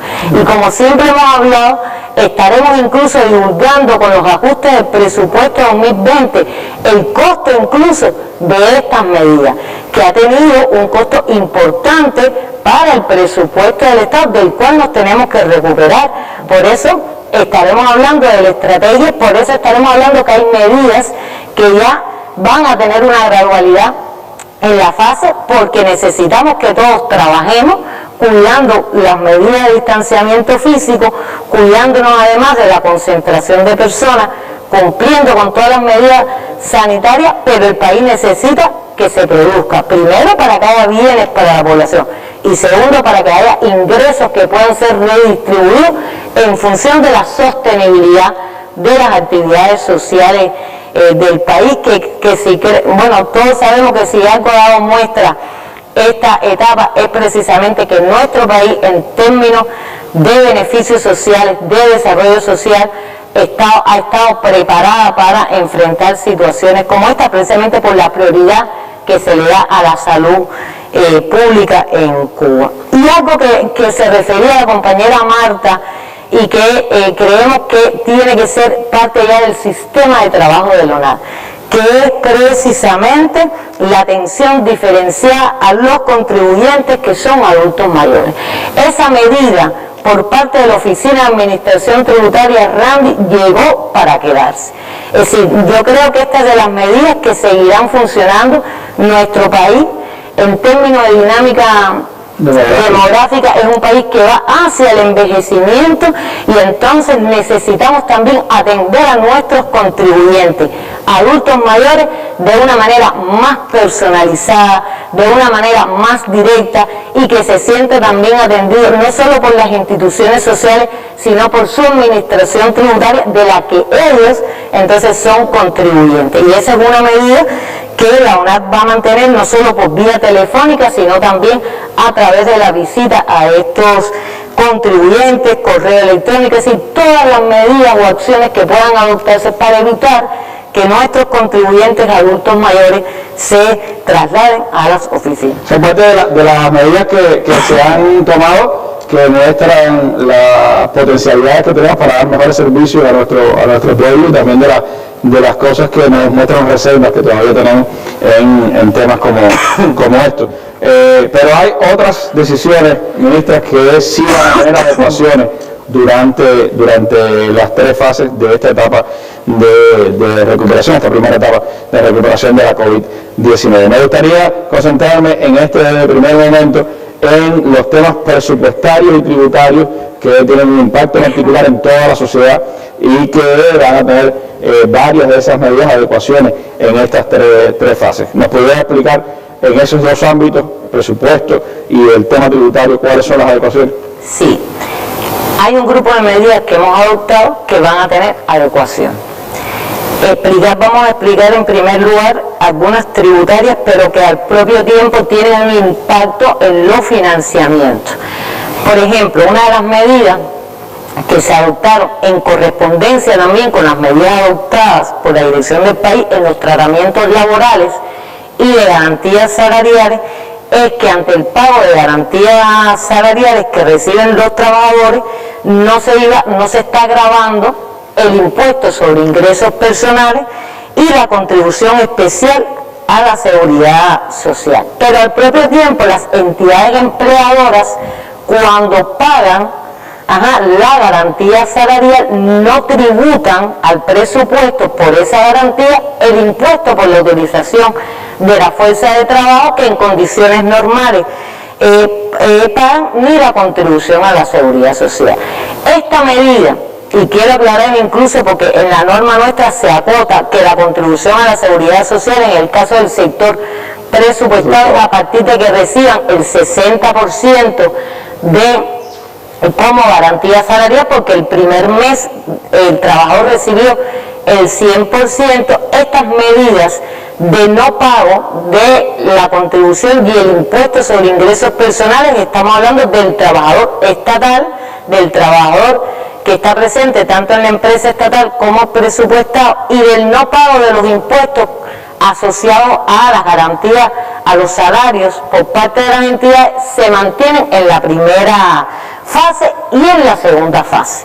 Por tanto, son medidas que vienen a restablecerse durante la tercera fase. ¿En correspondencia con la misma decisión? En correspondencia con la decisión explicada por la ministra de Trabajo. Des en cuenta que estas son medidas dictadas por el gobierno que tuvieron una coherencia, que tuvieron una conectividad, que además tuvieron una integración, y por tanto, si estamos diciendo que en esa tercera etapa ya no debe haber garantías salariales porque ya estamos en una fase prácticamente de recuperación, pues entonces disminuyen prácticamente al mínimo y no deben pagarse garantías salariales. Si existiera, como explicó la ministra del Trabajo, alguna excepcionalidad, pues se solicita al Ministerio de Finanzas y Precios puntualmente, y por supuesto entre ambos ministerios realizamos las consultas correspondientes para esta financiación.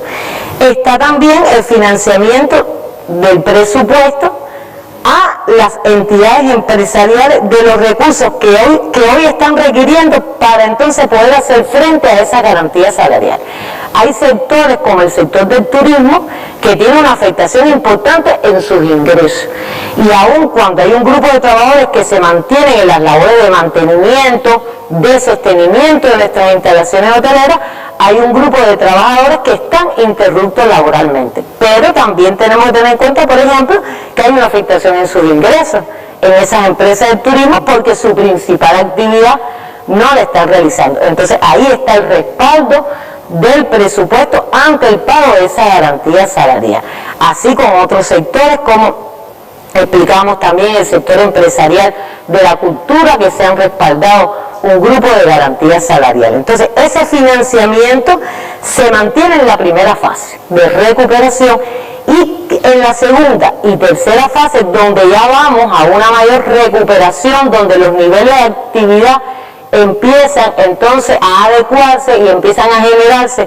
mayores niveles de actividad, estos pagos pasan a ser asumidos por las empresas. Es decir, aquellos pagos que tengan que mantener por concepto de garantía, como va a haber otras actividades que la pueden hacer, pues se asumen por las empresas, y en aquellos casos en que la situación financiera realmente está agravada por las causas que originó el enfrentamiento a esta epidemia, pues entonces se solicita puntual y excepcionalmente al Ministerio de Finanzas esta financiación.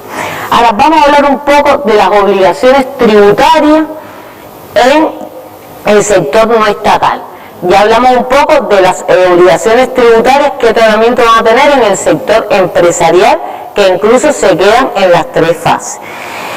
Una de las medidas que más se explicaron en la mesa fue la relacionada con el aplazamiento del pago de obligaciones tributarias por parte de las personas naturales. Porque ¿qué pasa? El COVID llega en un momento en que el país está en pleno proceso de declaración jurada del impuesto sobre ingresos personales, y que además de mantenerse el pago de las obligaciones corrientes que tú generas por actividad, muchas personas naturales estaban en su proceso de declaración jurada. Estamos hablando de prácticamente el 50% de nuestros trabajadores por cuenta propia. Estamos hablando de nuestros artistas y creadores, de los comunicadores sociales. Estamos hablando de nuestros campesinos, los productores agropecuarios individuales que comenzaron su campaña en el mes de marzo de declaración jurada, los trabajadores cubanos que laboran en sucursales de compañías extranjeras en el país, o de agencias de prensa, o de representación, es decir, un universo bastante amplio. Y, insisto, estaban las obligaciones corrientes que se iban generando mes tras mes. Y se adopta la medida de un aplazamiento de estas obligaciones, tanto de los pagos mensuales como de la liquidación del proceso de declaración jurada, es decir, la presentación de la declaración jurada y liquidar en el banco el pago que corresponda. Esta medida de aplazamiento se mantiene en la primera fase. Por tanto, en la primera fase, reiteramos, están aplazadas las obligaciones de pago. No hay que ir a las oficinas bancarias a pagar.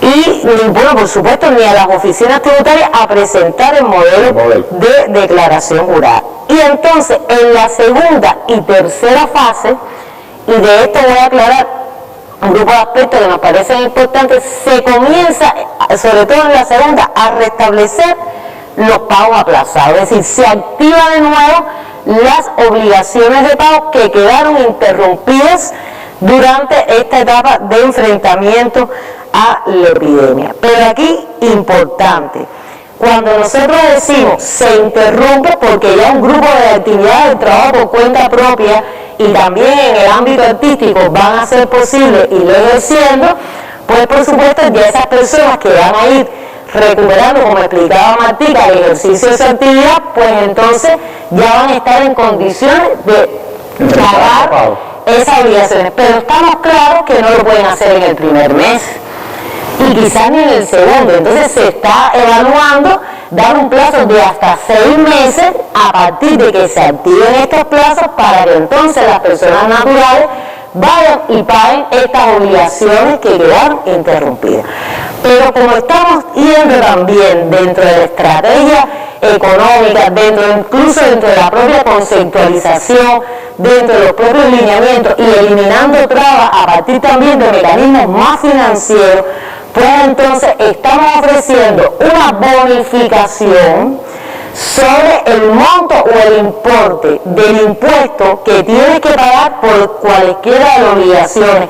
Dígase lo mismo la declaración jurada, o por el impuesto sobre los servicios, o por la tasa de erradicación de anuncios. Pongo ejemplo, si usted eso que tiene aplazado lo paga en los primeros 60 días y no espera los 6 meses, entonces la administración tributaria le ofrece la posibilidad de que usted se reste un 5% de ese impuesto anual. Se hace normalmente hasta el fin de febrero. Exactamente, pero nosotros lo estamos dando en este caso por el interés, por supuesto, que tenemos, primero, de que se adelanten estos pagos, y segundo, además, de que nuestros contribuyentes, que además estamos convencidos, insisto, de que será así, pues cumplan disciplinadamente con estos pagos que además les hacen falta presupuesto. Estamos hablando de todas obligaciones fiscales que van a los presupuestos de nuestros municipios, que ante la afectación incluso del COVID, no solo en este caso por la afectación de los trabajadores por cuenta propia, sino también las propias afectaciones en el sistema empresarial, han tenido que recurrir al presupuesto del gobierno central solicitando anticipos porque se ha sentido pues tensiones en las cajas de los presupuestos municipales, tienen menos ingresos, recaudan menos y por tanto todo lo que pueda ayudar en esta fase a que cumplamos nuestros compromisos, como el Estado también ha venido cumpliendo con ellos, pues estamos seguros que será mucho mejor, no solo para nuestros trabajadores, sino también para el país. También se adoptó la medida de dar la facultad a los consejos de administración municipal de reducir hasta un 50% las cuotas tributarias mensuales que pagan los trabajadores por cuenta propia en función de la afectación de los niveles de actividad, no solo por reducción de capacidades, sino también porque muchos vieron reducido su nivel de actividad en función de insumos que no tenían, materia prima que no podían adquirir en las mismas cantidades, y además se le planteó a este tipo de actividades que el pago del impuesto sobre los servicios, sobre las ventas, se mantenían tal cual, tomando en cuenta, fíjense, estamos hablando de que se mantiene el hecho gravable, porque estamos hablando que en un momento, aunque tú sigues generando un impuesto sobre venta, en ese momento yo te lo aplazo para que me lo pagues después. Y entonces esta medida de la facultad de los consejos de administración se mantiene en una segunda fase de reducción de las cuotas tributarias y el pago de los impuestos, vamos a decir, asociados a la comercialización de bienes, pero se va a iniciar una etapa de revisión de las cuotas tributarias, porque también en esa fase de recuperación, como se ha explicado aquí, hay un grupo de actividades que no se van a poder seguir ejerciendo de la misma manera. Y por tanto, en el ejercicio de esa actividad, llevan menos entrada de personas, reducción también de la prestación de un grupo de servicios que le generarán, por supuesto, menos ingresos a las personas que ejercen la actividad.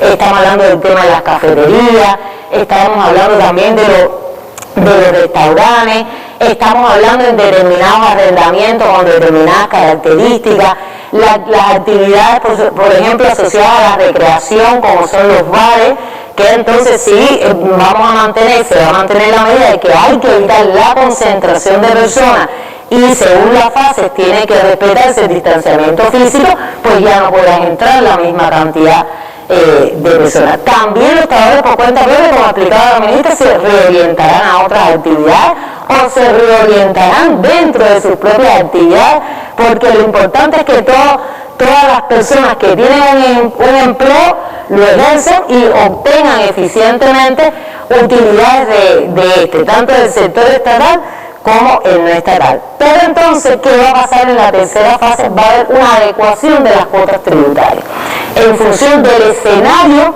en el que vamos a estar y siempre cumpliendo con los principios de equidad y generalidad en la carga tributaria y sobre todo de progresividad. Pero a nosotros nos parece que es justo, en función de esa equidad del sistema tributario cubano, también hacer un grupo de adecuaciones a las cuotas tributarias en función de la reducción, insisto, de esas capacidades o la disminución de los niveles de actividad por falta o por una reducción en los insumos y materias primas. Pero insisto, el punto de partida es que todos nos incorporemos, que todas las figuras se incorporen a generar por supuesto, niveles de actividad, generar productos y servicios. Todas son medidas que tienden a beneficiar a los trabajadores por cuenta propia en el ámbito de la carga impositiva y además el aliciente también de aplicarle el mismo 5% que se aplicó hasta febrero, pues volverse a aplicar en estos primeros 60 días de la edad de incentivar también que los contribuyentes paguen rápido y es necesaria esa contribución también al presupuesto del país. Serán avisados de cuándo empiezan los términos, porque también es muy importante en función de cuando el país vaya decretando las diferentes fases, también no todas las actividades se incorporan de la misma manera, que nosotros sabemos también que eso es una preocupación. No es igual el transportista que el arrendador, y no es igual el arrendador que un artista. Entonces, en función de eso, la administración tributaria tiene diseñado, por supuesto, la estrategia de comunicación de cómo informar. Oye, ya tú entraste, ya además el país en esa integralidad de todas las medidas, pues también va informando las que van tomando mayor medida en las diferentes fases. Quiero decir que la primera varias veces por acá es que empiecen esa fase implicará también información para nuestros trabajadores, los contribuyentes, el sistema empresarial en general. Pero hay otros elementos de los que seguir hablando y lo vamos a hacer un breve alto para que tengamos un respiro y después seguimos acá en nuestra mesa redonda.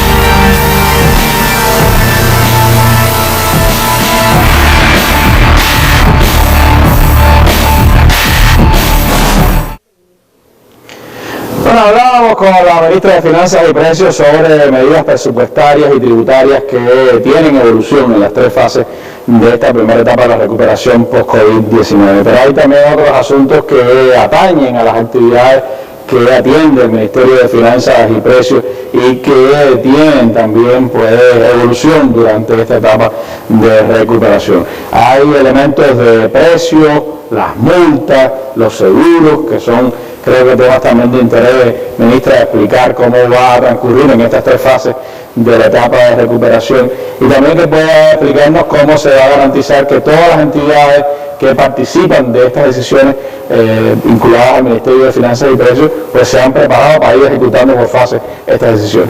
Sí, cómo no. Bueno, en el tema de los precios, que además ha sido un tema también de los que más hemos reiterado, de los que más se ha hablado y además en que más hemos contado con la participación popular.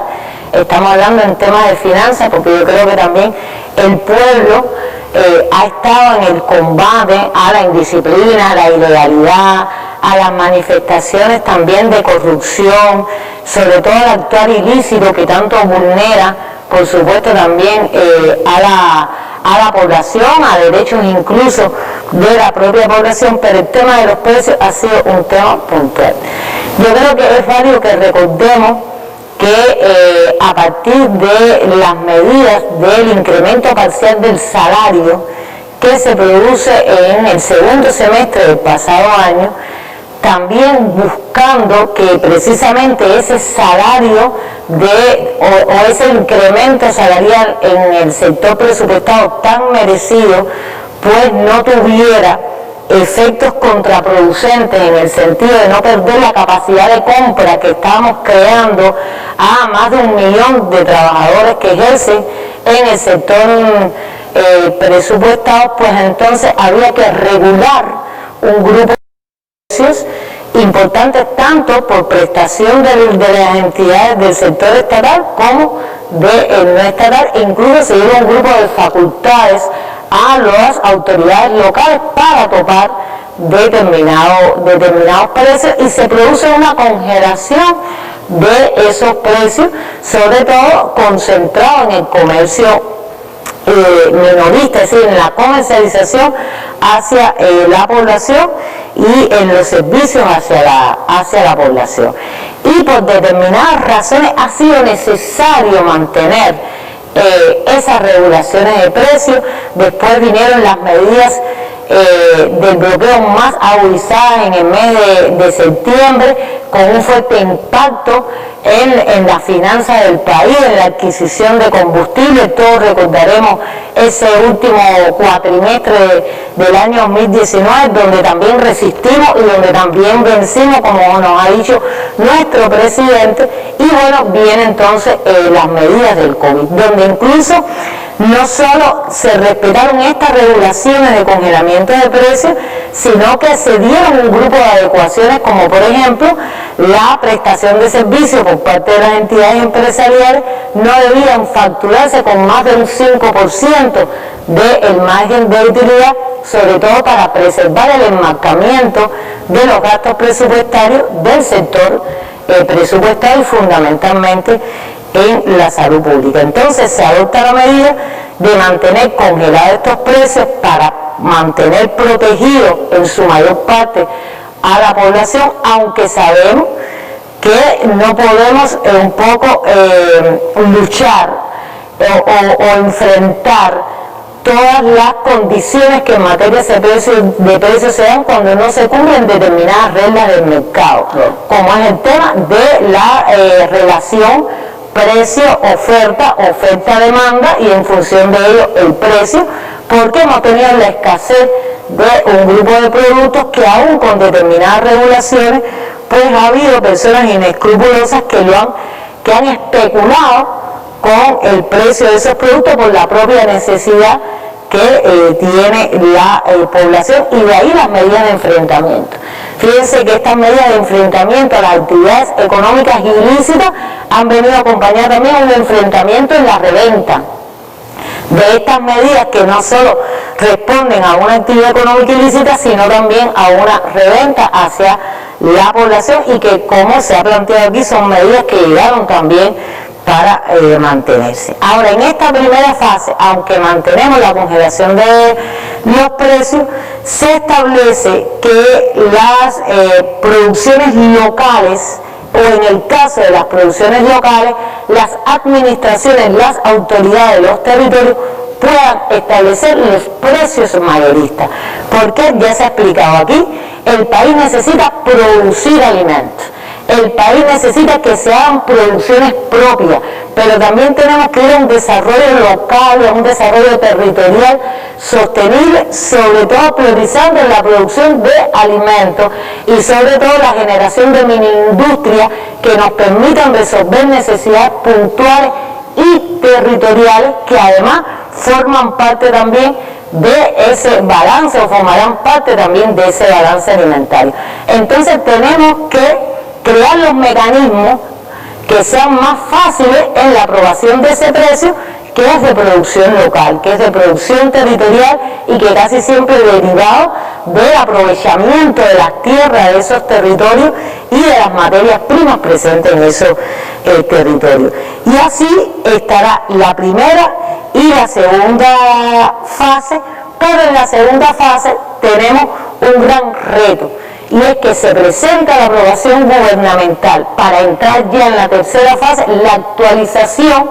Creo que hemos hablado varias veces y tú nos has invitado, bueno, cuando vienen aquí a la mesa, la actualización, la necesaria actualización de la política de precios en el país, mirando los precios como un instrumento regulador también del desarrollo económico, de la valoración de esa necesaria competencia, de ese necesario uso de mercados de referencia, y sobre todo buscando también una política de precios que tenga conexión con la política fiscal, que además por supuesto nos lleve también a estimular más la eficiencia y la productividad en el trabajo. Y entonces en esa tercera fase entraremos con la actualización de una nueva política de precios, insisto, sobre todo también buscando mecanismos de carácter financiero, mecanismos indirectos como estímulo a ese necesario incremento de las producciones. Buenas noticias.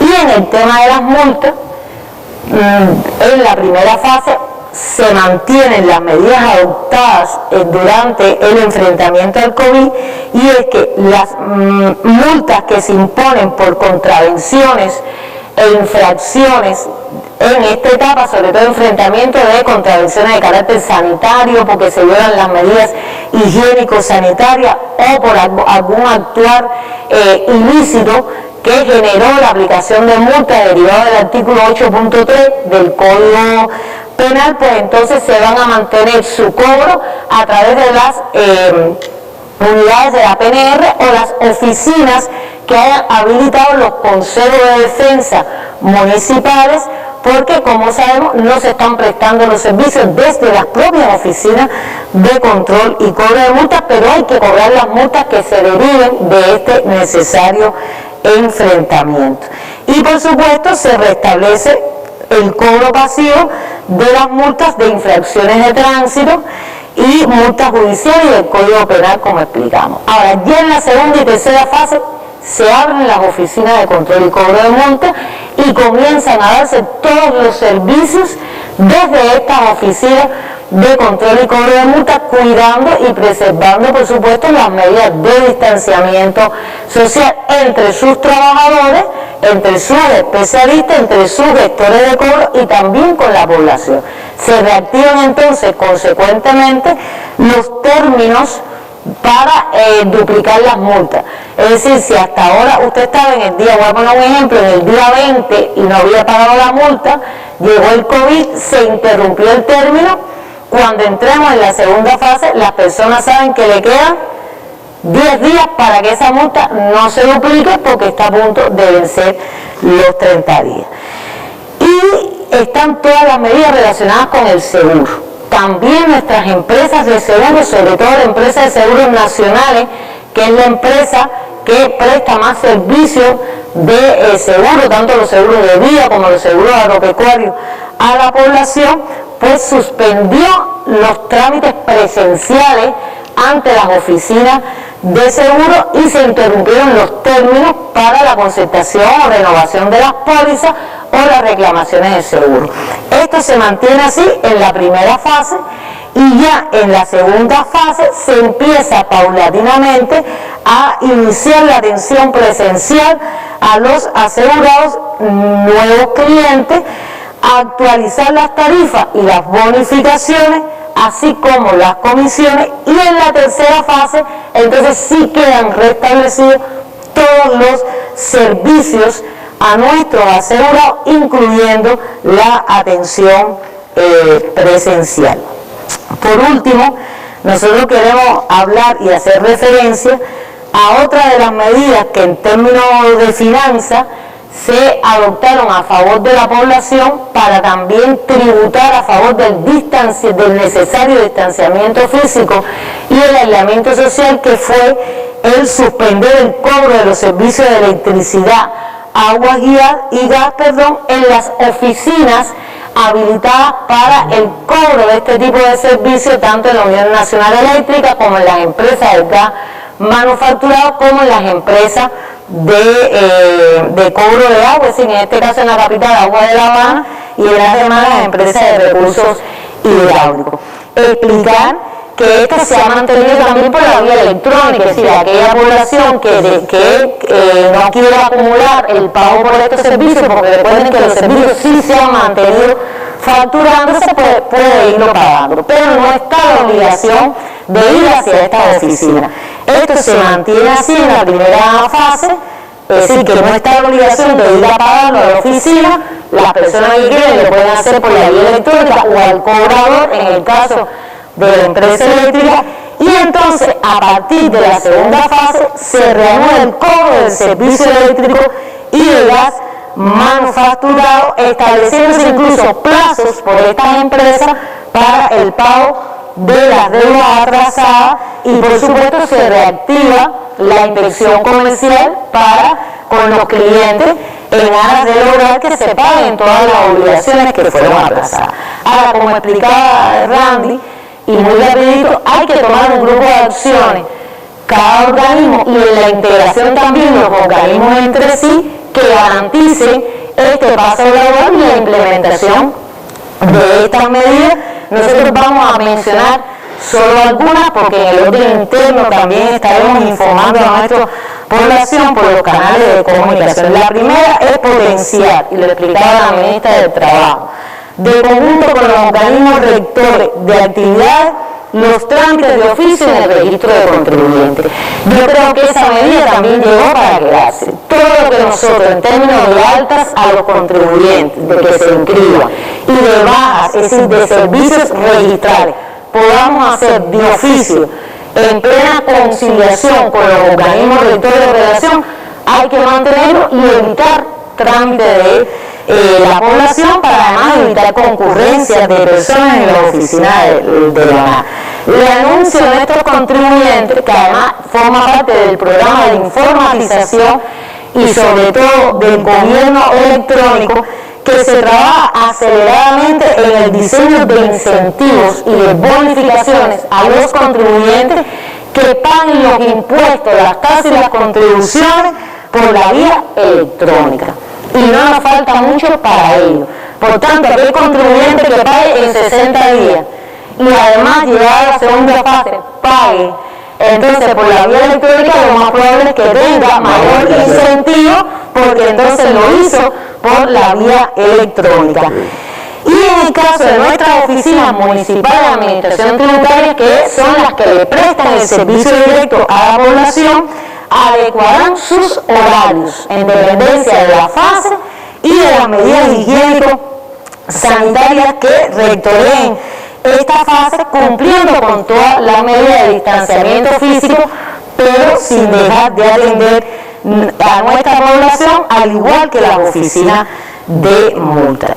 Y muy importante, potenciar en todas las oficinas de ONAC y del sistema del Ministerio de Finanzas y Precios la recepción y respuesta a las consultas, planteamientos y quejas utilizando las plataformas digitales.